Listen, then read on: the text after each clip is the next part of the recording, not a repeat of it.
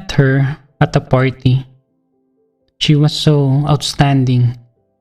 Many guys chasing after her, while he was average, looking shy and awkward. At the end of the party, he finally summoned some courage to invite the girl to have coffee with him. She was surprised, but out of politeness, she accepted his invitation to go on a date. They both sat in a nice coffee shop. He was too nervous to say anything. She felt uncomfortable waiting for coffee. With him being so shy and awkward around her, it seemed like the conversation between them would never start. The coffee was brought, and suddenly he asked the waiter,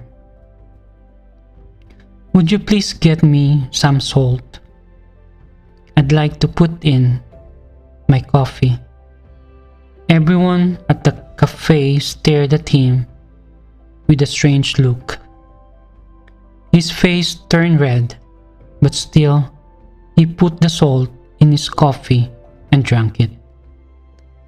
She asked him curiously, "Why this unusual habit?" He took a couple of sips and replied, "When I was a little boy, I lived near the sea. I liked playing in the sea.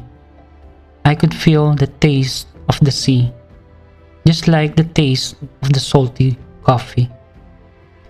Now, every time I have the salty coffee, I always think of my childhood, think of my hometown. I miss my hometown so much. I miss my parents who are still living there." While saying, the tears filled his eyes. She was deeply touched. That's his true feeling from the bottom of his heart. A man who can tell out his homesickness. He must be a man who loves home, cares about home, has realized his responsibility for his family. She then started talking about her childhood, her faraway hometown, and her family. That was a really nice talk. Also a beautiful beginning of their love story. They continued to date.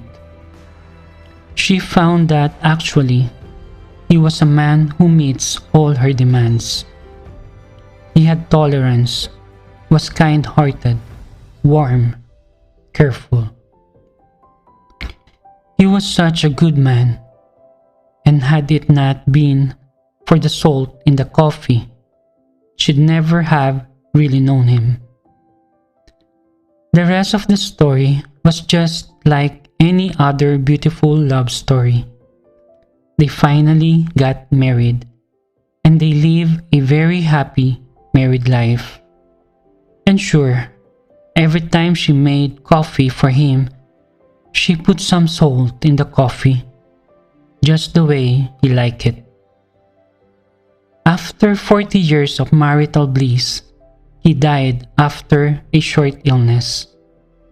One day, she found a letter he had left for her, which said, "My dearest, please forgive me.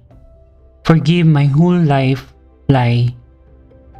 This was the only lie I said to you, the salty coffee. Remember the first time we dated? I was so nervous at that time. Actually, I wanted some sugar, but I said salt. It was hard for me to change, so I just went ahead. I never thought that could be the start of our communication. I tried to tell you the truth many times in my life, but I was too afraid to do that. As I have promised not to lie to you for anything. Now I'm dying. So I tell you the truth. I don't like the salty coffee. What a strange bad taste. But I have had the salty coffee for my whole life. Since I knew you, I never feel sorry for anything I do for you. Having you with me is my biggest happiness for my whole life. If I can live for the second time, still want to know you and have you for my whole life, even though I have to drink a salty coffee again. Please forgive me, darling, for lying to you, first in that coffee shop and then not telling you the truth every time you made coffee for me. I'm not lying now when I say I couldn't have that coffee any other way. Still madly in love with you. Tears fell down her cheek as she finished reading the letter. If anybody asked her, how did that salted coffee taste? It's sweet, she always replied.